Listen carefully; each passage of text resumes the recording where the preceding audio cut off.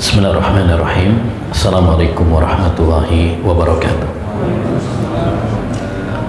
Alhamdulillahirabbil alamin wa bihi nasta'in ala umurid dunya waddin.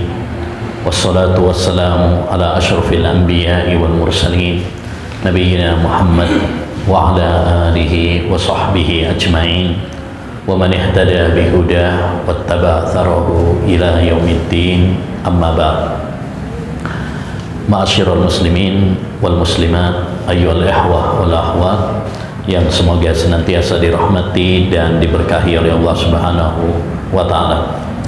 Alhamdulillah, kembali kita dipertemukan oleh Rabbuna Jalla wa Ala dalam majelis ilmu yang berbarakah untuk melanjutkan kajian kita pada pembahasan kitab Al-Arba'in An-Nawawiyah atau Al-Arba'un fi Mabanil Islam wa Qawaidil Ahkam, 40 hadis tentang landasan-landasan Islam, karya Al-Imam An-Nawawi rahimahullahu ta'ala. Kita telah sampai pada hadis yang ke-31, Al-Hadisu Al-Hadi wa Thalathun, hadis yang ke-31.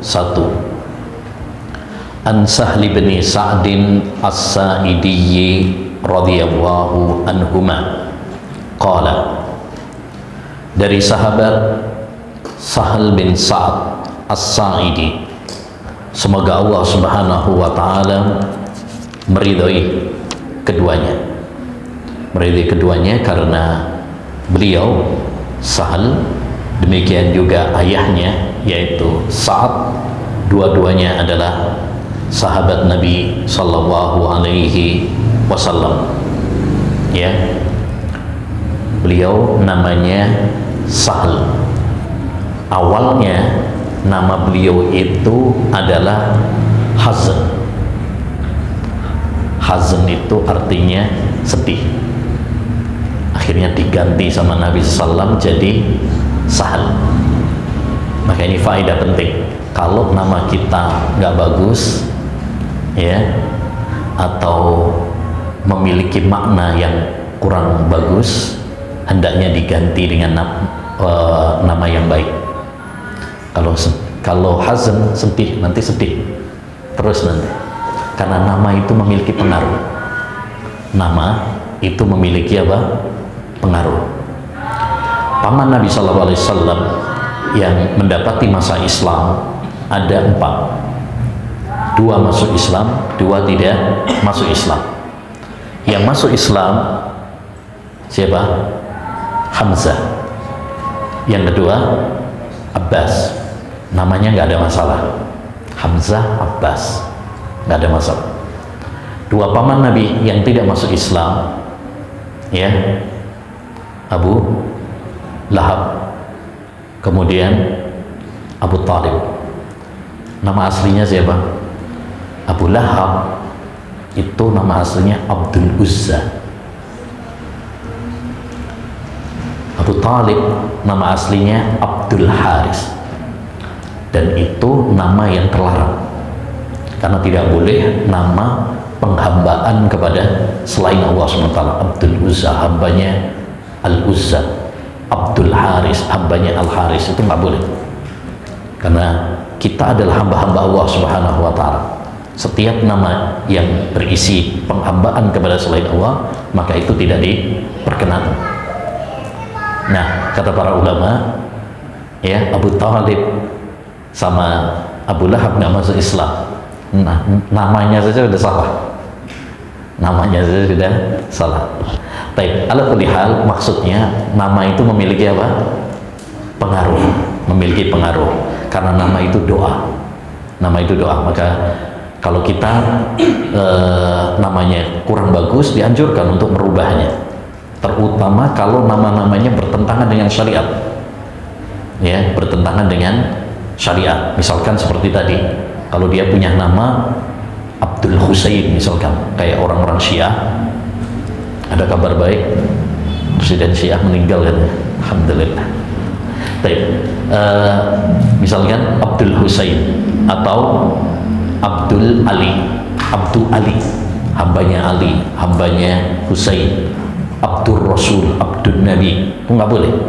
Kalau ada yang namanya seperti itu, maka wajib diganti.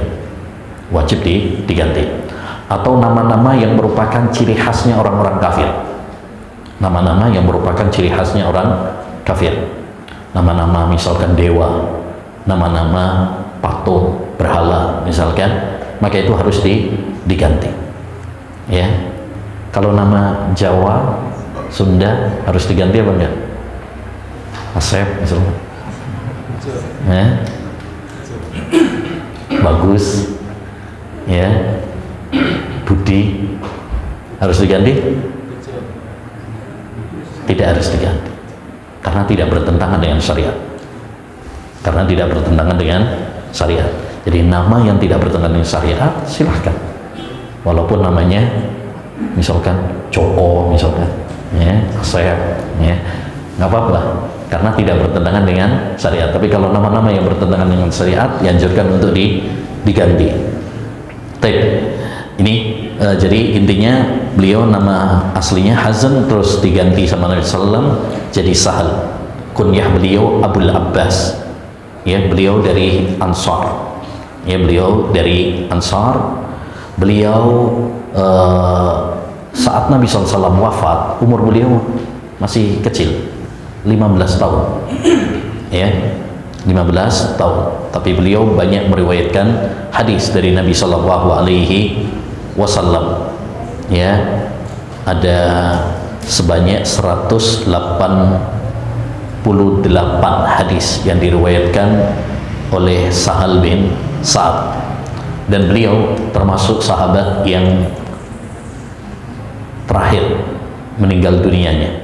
Ada yang mengatakan beliau ini Sahal, ada yang mengatakan sahabat Jabir, yani sahabat Nabi yang paling akhir meninggalnya. Ada yang mengatakan Sahal bin Sa'ad, ada yang mengatakan siapa? Sahabat Jabir. Intinya hadis ini diriwayatkan dari sahabat Sahal bin Sa'ad As-Sa'idi radhiyallahu anhuma. Qala, beliau mengatakan, Ja'a rajulun ilan nabiyyi sallallahu alaihi wasallam. Ada seorang laki-laki datang kepada Nabi alaihi salatu wassalam. Dulu sudah pernah kita bahas, kalau ada seperti ini, rajulun, seorang yang tidak disebutkan nama aslinya, istilahnya apa? Dalam ilmu mustalah hadis, mubham. Wa mubhamun ma fihi rawin lam yusam. Mubham itu kalau ada seorang rawi yang tidak disebutkan namanya. Ini nggak disebutkan namanya, Pak. Seorang laki-laki. Siapa namanya? Nggak dikasih tahu. Ya, nggak dikasih tahu. Kenapa tidak disebutkan namanya? Pertama, bisa jadi rawi hadis yaitu Sahal bin Sa'ad tidak kenal namanya. Pokoknya ada orang datang kepada Nabi SAW, namanya siapa? Nggak tahu. Mungkin dia orang asing. Alasan yang kedua, kenapa tidak disebutkan namanya? Mungkin lupa. Ya, pernah ingat tapi kemudian lupa. Kemungkinan yang ketiga, ya, tidak disebutkan namanya biasanya adalah untuk menutupi tentang aib, ya, menutupi aib. Misalkan pernah ada seorang datang kepada Nabi SAW kemudian bertanya, wahai Rasulullah, saya binasa. Kenapa? Saya jima di siang bulan Ramadan. Nah, itu kalau dikasih tahu namanya nanti jadi aib gitu ya. Jadi aib. Wah, ini nih bulan Ramadan udah tahu nggak boleh tapi apa? Ya, melanggar. Maka ditutupi namanya. Rajulun gitu saja, seorang laki-laki. Yang keempat, kenapa tidak disebutkan namanya? Bisa jadi karena memang nggak berkaitan dengan hukum. Kenapa? Karena baik disebutkan namanya atau tidak disebutkan namanya tidak terlalu penting. Yang paling penting adalah isinya.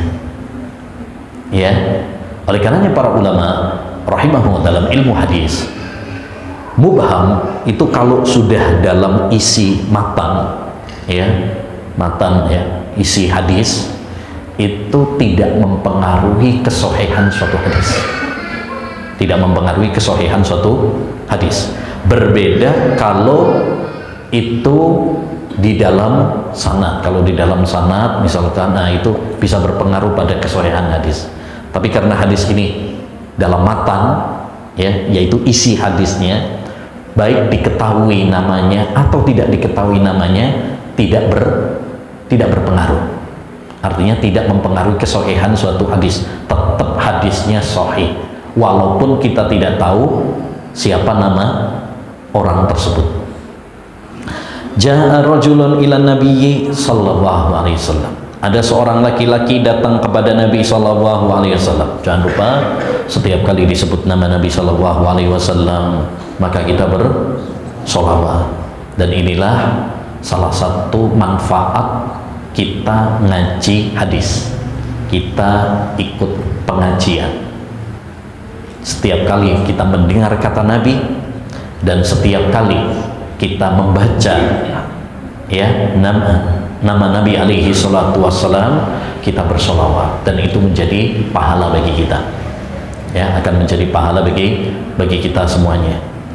Makanya orang yang paling berbahagia adalah orang-orang yang mempelajari hadis-hadis Nabi Sallallahu Alaihi Wasallam, karena mereka adalah orang yang paling sering, yang paling banyak bersolawat kepada Nabi. Dikabarkan oleh Nabi Alaihi Salatu Wassalam, inna min aqrabikum ilayya majlisan yaumal qiyamah aksarukum salatan alayya. Orang yang paling dekat tempat duduknya dengan saya besok di surga adalah orang yang paling banyak bersolawat kepada saya. Jadi jangan pelit-pelit untuk bersolawat kepada Nabi. Termasuk pelit meringkas solawat. Solam, SAW. Ya, ini termasuk apa? Pelit bersolawat. Ya, nggak perlu untuk disingkat-singkat. Karena kalau disingkat, ya nanti nggak dapat pahala mana. Ya, mending apa? Ya, kita mengungkapkannya secara lengkap, karena itu pahala bagi kita. Dan alhamdulillah, sholawat kepada Nabi itu mudah, gampang, nggak butuh waktu lama, nggak butuh waktu berjam-jam, nggak butuh biaya banyak. Kalau haji itu mungkin butuh biaya banyak, ya. Kalau puasa mungkin agak berat, ya, karena waktunya lama. Tapi sholawat hanya 2 detik. Sallallahu alaihi wasallam, 2 detik. Tapi pahalanya besar sekali.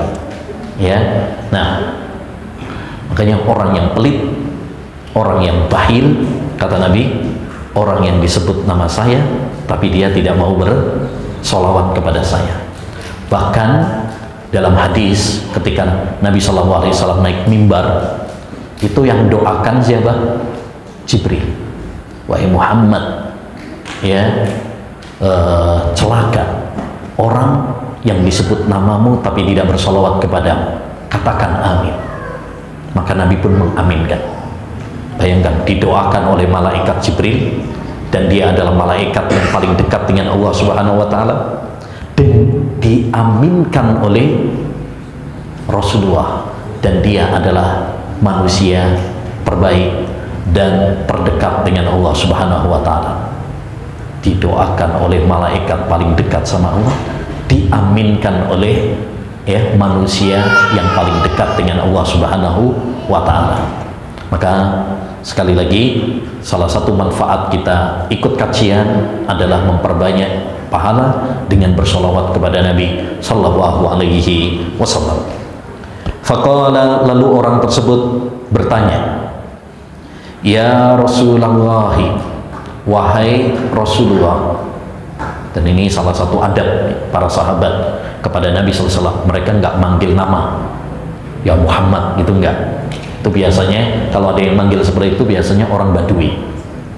Orang Badui. Ya, karena orang Badui itu tidak berpendidikan dan tidak berakhlak. Tapi kalau para sahabat, mereka manggilnya apa? Ya Rasulullah, ya Nabi Allah, gitu. Sebagai bentuk apa? Penghormatan, adab, ya, kepada Nabi Muhammad Sallallahu Alaihi Wasallam. Ya, makanya Allah Subhanahu wa taala melarang memanggil nama Nabi Muhammad SAW seperti kita manggil orang lain. Kalau kita manggil teman kita, ya mungkin panggil namanya ya, Gus misalnya, Dul, gitu ya, Sep. Tapi kalau manggil Nabi Muhammad SAW nggak boleh.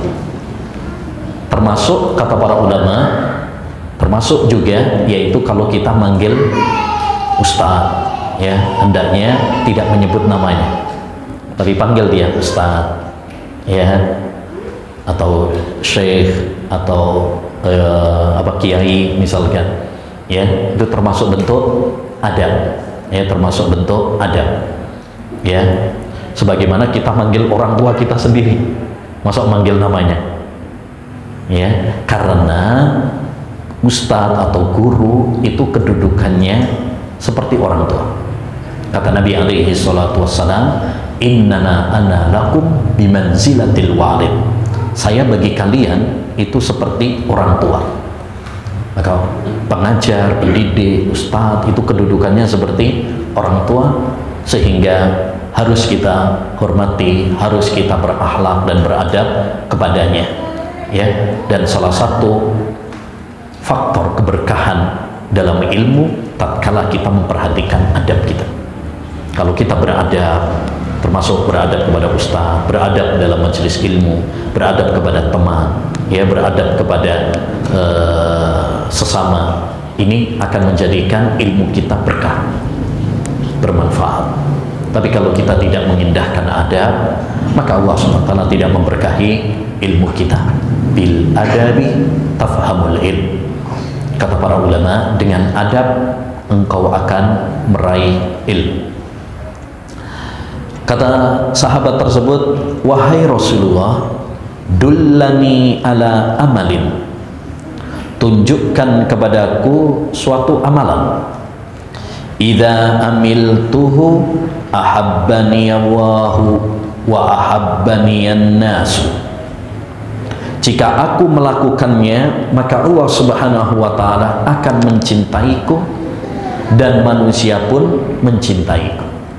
Masya Allah, para sahabat itu orang yang semangat, ya, semangat menuntut ilmu dan semangat mengamalkan ilmu. Di antara bukti semangat mereka adalah banyaknya para sahabat yang datang bertanya kepada Nabi SAW, baik yang pria maupun yang wanita. Untuk perhatikan, banyak para sahabat datang kepada Nabi bertanya. Bukan hanya laki-laki saja, yang perempuan pun begitu. Banyak yang datang kepada Nabi SAW kemudian bertanya masalah-masalah agama. Itu menunjukkan apa? Semangat mereka dalam menimba ilmu agama, ya, semangat mereka dalam menimba ilmu. Karena salah satu kiat untuk mendapatkan ilmu, salah satu kuncinya adalah dengan bertanya. Fas'alu ahla dzikri in kuntum la ta'lamun. Bertanyalah kepada orang yang berilmu kalau kalian tidak tahu, ya. Dan Nabi SAW pernah bertanya, ala sa'alu idza lam ya'lamu fa innana shifa'ul iyyi su'alu. Kenapa mereka tidak bertanya kalau mereka tidak tahu? Sesungguhnya obat dari kebodohan adalah dengan bertanya.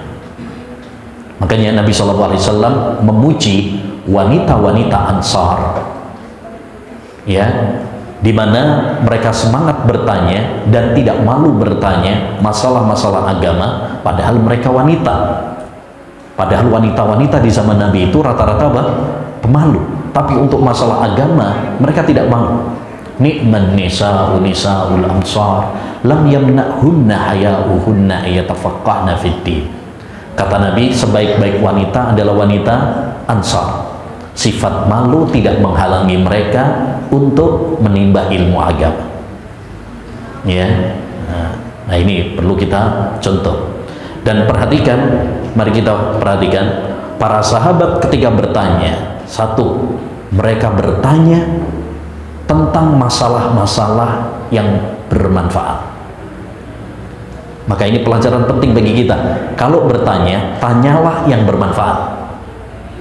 ya, bermanfaat untuk dunia kita dan bermanfaat untuk akhirat kita. Jangan nanya pertanyaan-pertanyaan yang nggak ada manfaatnya.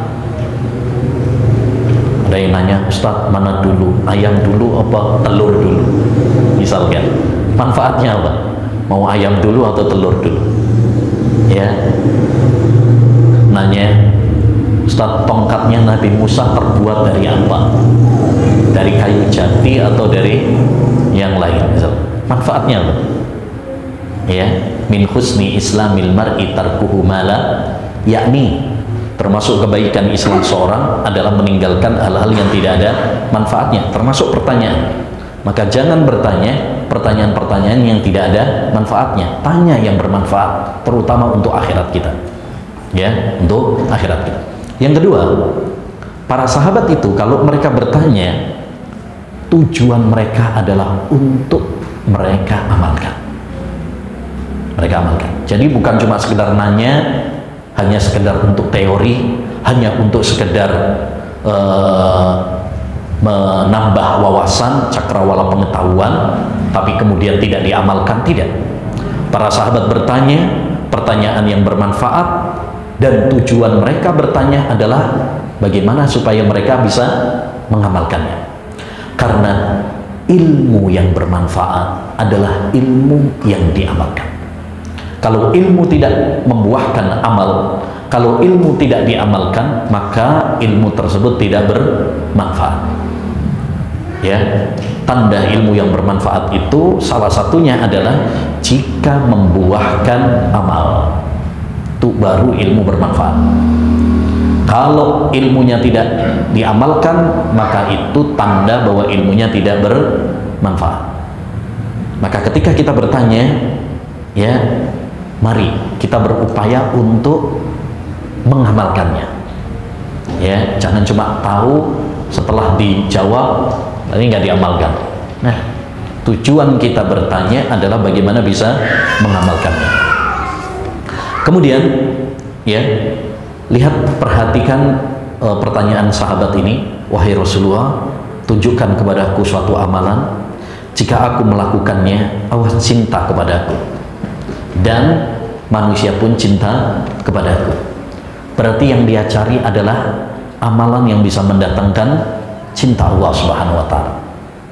Ya, bagaimana caranya, apa kiat-kiat supaya dicintai oleh Allah Subhanahu wa Ta'ala dan tentunya dicintai juga oleh manusia. Tapi yang paling utama itu dicintai oleh Allah Subhanahu wa Ta'ala. Karena orang kalau sudah dicintai oleh Allah Subhanahu wa Ta'ala, maka Allah akan menjadikan manusia cinta kepadanya.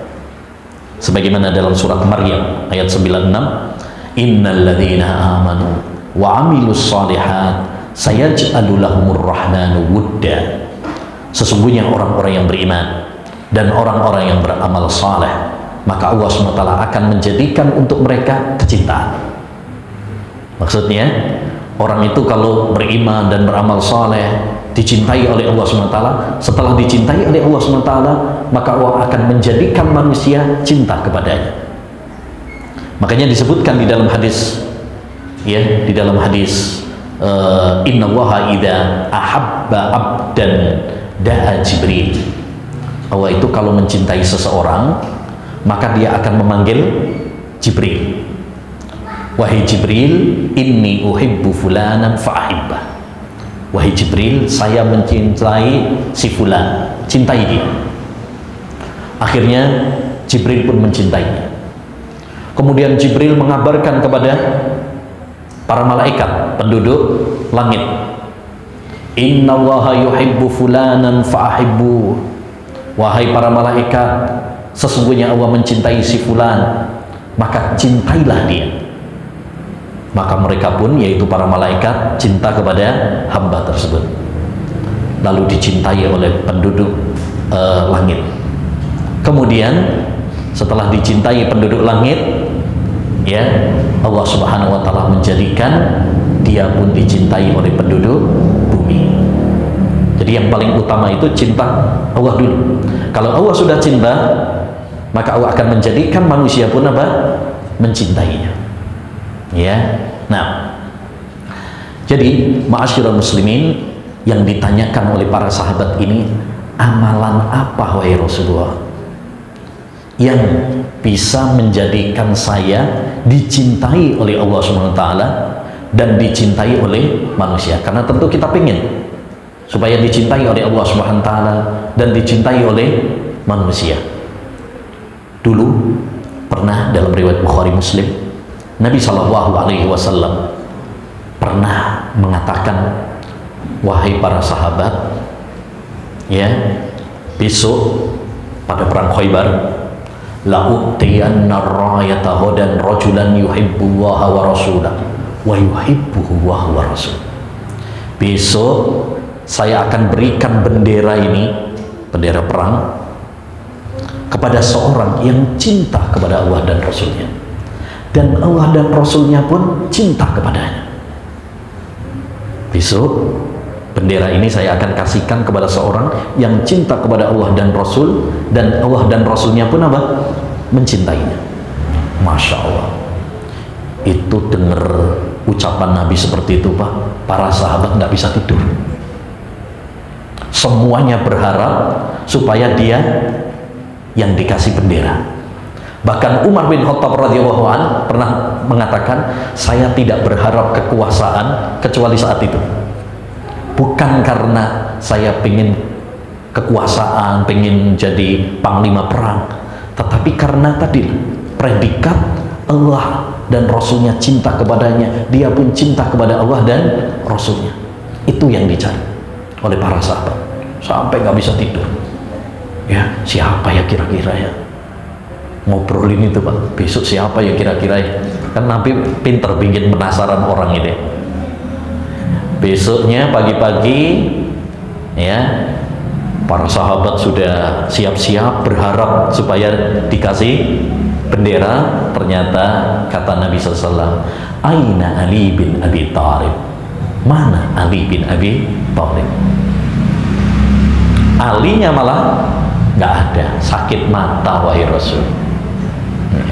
Jadi yang berharap malah nggak dapat, yang nggak datang malah dicari sama Nabi Sallallahu Alaihi Wasallam. Sakit mata, akhirnya dipanggil sama Nabi SAW, kemudian diludahin sama Nabi, matanya sembuh. Karena ludahnya Nabi barokah, Pak, jangan ditiru. Ini aksi yang nggak boleh ditiru. Ini khusus untuk Nabi, ya, khususon. Karena Nabi SAW itu apa? Ya, termasuk badannya Nabi, keringatnya Nabi itu barokah, ya, barokah, ya, sehingga ketika diludahin sama Nabi SAW langsung sembuh Ali bin Abi Thalib. Ya, itu kekhususan Nabi SAW. Nah, kalau kita ngeludahin tambah infeksi nanti, ya. Baik. Intinya semua kita pasti berharap supaya meraih cinta Allah SWT dan meraih cinta manusia. Jadi nggak apa-apa berharap dicintai oleh manusia, itu tidak mengapa. Yang paling penting, ya, dicintai oleh manusia setelah cinta kita kepada Allah SWT. Jadi cinta manusia itu bonus. Jangan sampai kita memprioritaskan cinta kepada manusia tapi dengan cara dibenci oleh Allah SWT. Nah, itu yang nggak boleh. Kita lebih mementingkan cinta manusia tapi dengan cara-cara Allah SWT benci kepada kita. Nah, itu nggak boleh. Tapi kalau kita cinta kepada Allah SWT, kemudian kita juga berharap dicintai oleh manusia dengan cara-cara yang dicintai oleh Allah SWT, maka tidak mengapa. Ya, maka tidak mengapa. Faqala Rasulullah SAW, maka Rasulullah SAW mengatakan, izhad fid dunya yuhibbakallah, wazhad fima aidin nas yuhibbukan nas. Zuhudlah kamu di dunia, niscaya Allah SWT akan mencintaimu, dan zuhudlah kamu dengan apa yang dimiliki oleh manusia, niscaya manusia pun cinta kepadamu. Ya, jadi salah satu cara supaya kita dicintai oleh Allah SWT adalah zuhud. Zuhud itu apa, Ustaz? Ya, zuhud adalah, ya, banyak definisi para ulama tentang zuhud. Tapi definisi yang terbaik adalah yang disampaikan oleh Syekhul Islam Taimiyah rahimahullah tatkala beliau mengatakan az-zuhdu tarku ma la yanfa'u fil akhirah. Zuhud itu adalah meninggalkan apa yang tidak bermanfaat untuk akhirat kita. Itu namanya zuhud, meninggalkan hal-hal yang tidak bermanfaat untuk akhirat kita. Meninggalkan yang haram jelas, ya. Meninggalkan perkara-perkara syubhat jelas. Bahkan meninggalkan hal-hal yang tidak bermanfaat untuk akhirat kita. Jadi itu lebih dari cuma sekedar meninggalkan yang haram. Kalau meninggalkan yang haram itu semua muslim memang harus meninggalkan yang haram. Meninggalkan perkara-perkara syubhat jelas. Itu juga sudah pernah kita bahas pada hadis yang ke-6. Seorang muslim harus meninggalkan perkara-perkara yang syubhat. Ya, sebagai kehati-hatian, wara. Ya, lebih daripada itu zuhud itu adalah meninggalkan hal-hal yang tidak bermanfaat untuk akhirat kita. Ya, jadi kalau kita ingin dicintai oleh Allah Subhanahu wa taala, zuhudlah di dunia ini. Jangan tamak kepada dunia. Jangan menjadi budak-budak dunia. Karena dunia ini Allah Subhanahu wa taala jadikan sebagai ujian bagi kita semuanya. Makanya sering Allah Subhanahu wa taala mencela dunia. Di dalam ayat-ayat Quran, hadis-hadis Nabi sallallahu alaihi wasallam banyak sekali celaan-celaan kepada dunia. Supaya kita tidak tertipu, supaya kita tidak tergila-gila dengan apa yang namanya dunia ini. Kata Allah Subhanahu wa taala dalam surat Ali Imran ayat 185, "Wa mal hayatud dunya illa mataul ghurur." Tidaklah kehidupan dunia itu kecuali kesenangan yang menipu. Ya, kesenangan yang menipu. Dalam ayat yang lain Allah Subhanahu wa taala menyebutkan dunia itu apa? La'bu. Ya, dia hanyalah sekedar permainan. Main-main aja dunia itu. Kita sering jengkel kalau anak kita tengkar gara-gara apa? Rebutan mainan. Betul nggak? Anak kita rebutan mainan, tengkar, kakaknya nangisin adiknya. Masa cuma kayak gitu aja, bah? Rebutan. Masa cuma karena gara-gara gitu aja, bah? Tengkar. Ternyata kita lebih parah daripada anak-anak. Kita sering bertengkar karena rebutan mainan yang bernama dunia.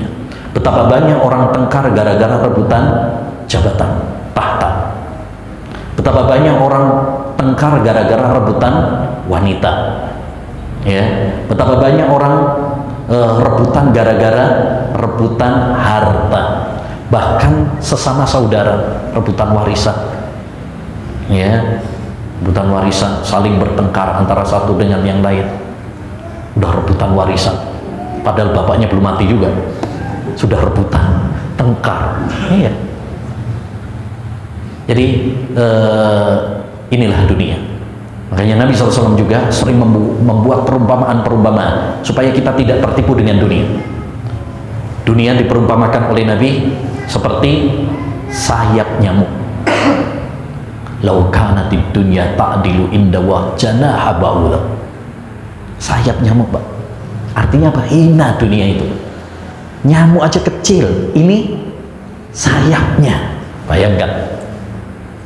Dunia itu kata Nabi nggak sebanding seperti sayap nyamuk. Nyamuk aja kecil, ini sayapnya. Nabi SAW juga pernah menggambarkan dunia itu tak lebih seperti bangkai kambing yang cacat. Bangkai, udah bangkai, cacat lagi kambingnya. Ya, pernah kan Nabi SAW pas di jalan ada bangkai. Kata Nabi SAW, siapa yang mau beli ini 1 dinar?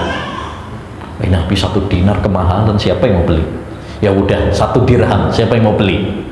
Kalau dinar itu emas, kalau dirham itu perak.